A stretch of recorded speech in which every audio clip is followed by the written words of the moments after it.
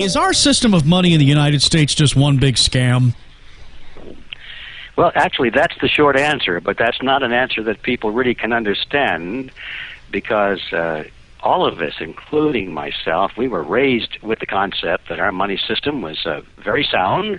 It was part of the United States government. We had the Treasury looking after it, and we had the Federal Reserve System looking after it, and all those things. So, we were raised thinking that it was the kind of a system that was stable, and it was put in place to protect us and to stabilize the economy and all of that sort of thing. And so when somebody comes along and says it's a scam, that's so far off the track that most people just cannot even consider that's true. But nevertheless, that is the short answer, and that's the answer I came to after quite a bit of research. I spent about probably 7 years of intensive research trying to figure out what the Federal Reserve System is and what it has done to our money system, and I came inexorably to that conclusion. And the reason I say it is this. If you back off and look at the Federal Reserve, and that's really the topic of my book, The Creature from Jekyll Island is a second look at the Federal Reserve System. When you look at what the Federal Reserve is, it's not a government agency, it's a cartel. Believe it or not, our money system is operated, controlled totally by a cartel. No different than an oil cartel or a banana cartel. Happens to be a banking cartel. And the people that created it met in secret back in 1910 on a little island off the coast of Georgia. It's called Jekyll Island.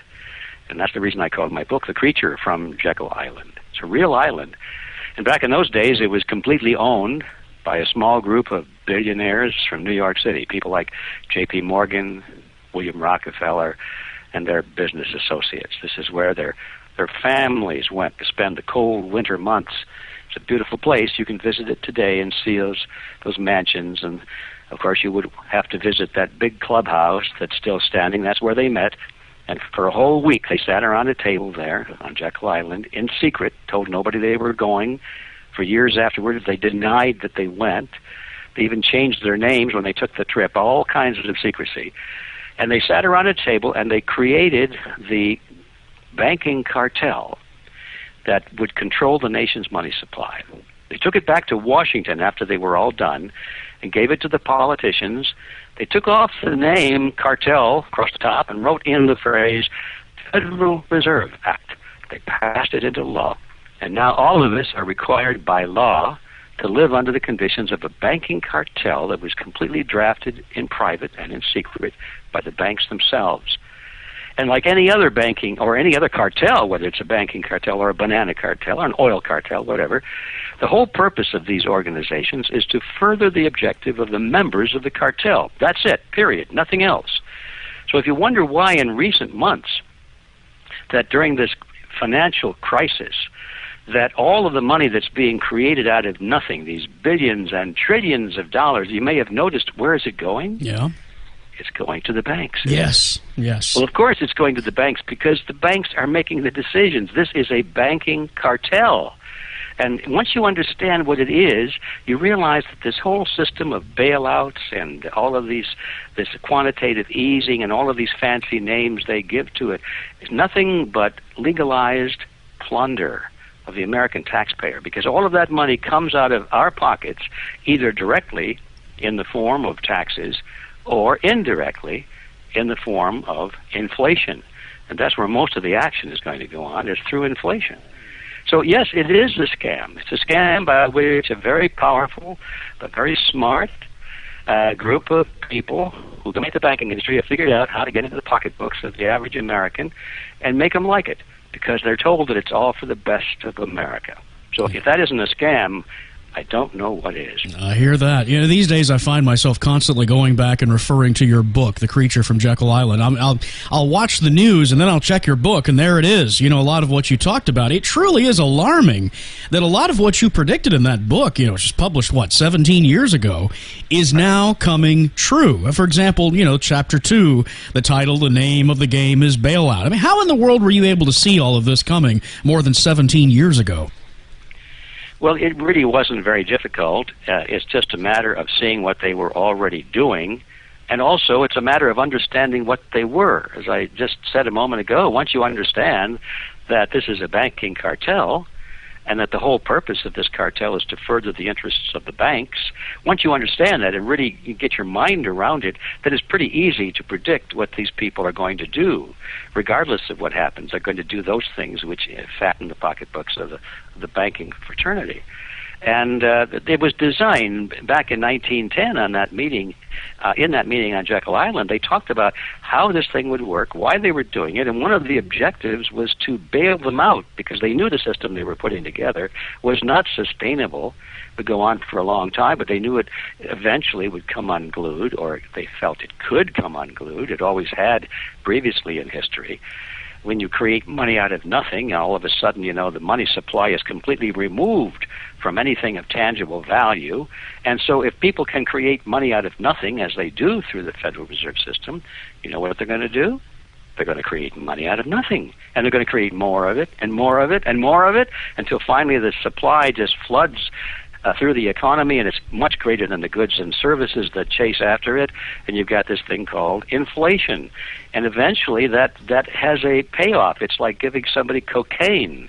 Eventually they need more and more of it, and finally they have so much of it it's going to kill them. And so they go into a coma, and then you call in the drug pusher and says, I know how to fix this guy, let's give him some more cocaine.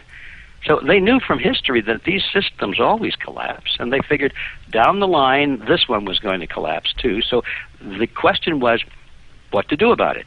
Just stand around and let it fall? No. Let's make it appear like a government agency. Let's get the government involved as a partner. Let's get these politicians committed to bail us out using taxpayers' dollars. It was all decided way back in 1910 and 1913.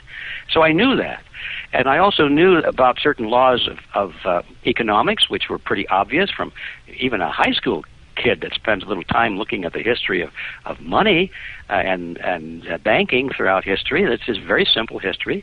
Banks always get into partnership with government so they can plunder the people, and the economic system always falls apart as a result of it. That's happened over and over and over again. So once you just have a few little facts like that in mind, it's not difficult to see where the system is going. It's just like looking at like a graph. You've got a bunch of dots, and if you've got 3 dots lined up in a row, one for this year, one for the year before, and one for the year before that, and they're all in a straight line, you don't have to be a rocket scientist to lay a ruler on those 3 dots and project where the whole thing is headed. Yeah. Unless there are some drastic changes, in the way things are unfolding, we're going to go exactly where we're headed. So way back in 1994, when I wrote the book, I laid that mental ruler on the graph, and I could see where we were when the Federal Reserve System was created.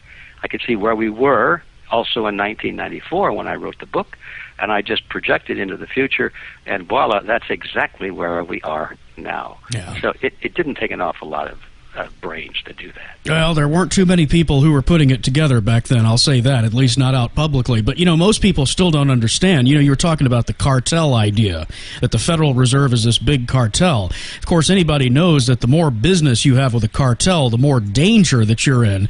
And many of us don't fully understand that our money, the very money that we hold, that we save, that we spend, may be one of the most volatile and dangerous instruments that there could possibly be. Well, money is, it's right at the core of everything, isn't it? It's the medium of exchange, and just about anything you can think of that you want to either do or have somehow gets expressed in terms of money along the way. And you have to either pay people to do the things for you that you want them to, or you pay them to give you the things that you want them to give you. In other words, money is a measure of the degree to which you can command the services of other people. So it's power, isn't it? Money is power. And, they say power is money. Well, it's kind of a circular thing, but those who have the ability to create money and to use it and to determine who gets it and what interest rates they pay for it, how readily it's available to expand their industries, those people sit at the very apex of power in a modern society. So when you look around and see who's running the world today, if you really understand what I've just said, you don't have to look necessarily in the halls of Congress or government. You look in the halls of money, because those are the people who can buy the politicians, who can support their campaigns, who can give them the media exposure they need to get the popular support to be elected and so forth. It's the money that really controls the politicians today. And once you understand that reality, then a lot of things begin to make sense, especially when you're looking at what's happening in the United States today. You know, we get the idea that Congress is somehow controlling those banks and making them toe the line and all that sort of thing. But, you know, it's really the other way around. If you really look, it's the bankers that are calling the tune, and the congressmen are doing the jig. So anyway, that's just my observation, and it's certainly borne out by history. So yes, money is power, and I think the average American had better get a better handle on that if they want to make sure that they and their children and grandchildren continue to live in a free system. Much in the same way that debt can be used against borrowers on a personal level, you know, to put them in sort of a subservient position with lenders. The same thing is happening with entire countries right now. Absolutely, yes. This has been going on for a long time, especially what we call those third world countries. You know, they become sort of like welfare countries in a way. You know, in our own experience, we know of or have heard about families, these poor families that have been welfare families for a couple of generations. And, you know, you have to feel very sorry for them because the kids are brought up in this environment and they never have been given the idea that they have either a responsibility or an opportunity to be independent. They just think that living on welfare is the way it should be. And somebody's going to take care of them, and that somehow it's their right that somebody should take care of them. And so they're born into this, and there's not much chance of them ever breaking out of it. And so you have these welfare families. They go on from one generation to the next, and they'll never get out of it, or at least not easily. And nations are the same way, especially in today's world. A lot of nations have dictators, rulers. Sometimes they look like they're democratically elected people, but in all cases, almost all cases, these people are despots. They don't really care about the plight of the people of their country. All they care about is how well they live. Is their palace as big as the other guy's palace?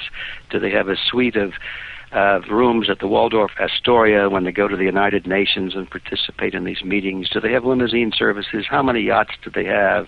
All of these things. This is their focus, and they're all putting money away in Switzerland, you know, in case they get deposed and all that kind of thing. This is the reality of much of the world today. And so when they need money, they don't expect to earn it. They don't expect their economies to be productive. What they do is they go to some rich country or to the United Nations, and they say, well, we're ready for a loan or a grant. So the International Monetary Fund or the United Nations in some other form, World Bank or the United States comes along and says, well, we'll give you a couple of million or a couple of $1 billion. And so it's supposedly to, you know, raise their standard of living and to help the poor people of those countries. But if you follow the money, you see that it goes directly into the pockets of the despots, and it's used to pay off their cronies and their support mechanisms, their political supporters, and it's used to fatten their military so that they can put down any opposition. And a little bit of it might get through to the people, but not very much, and you can be sure that none of it gets through to those in their countries that object to what they're doing. Wait a minute. So it's used as a political weapon. Were you just describing third world countries, or did you just describe the United States? I think I was describing a universal condition, wasn't I? Yeah. But I was talking about third world countries because it's more obvious there. But you're absolutely right. The same thing tends to go on in advanced countries as well. The point of all that is, and it's in response to your question, that these nations unfortunately then become addicted to this free money coming from outside. Their economies are not designed to sustain themselves. They're designed to be supported by welfare, international welfare.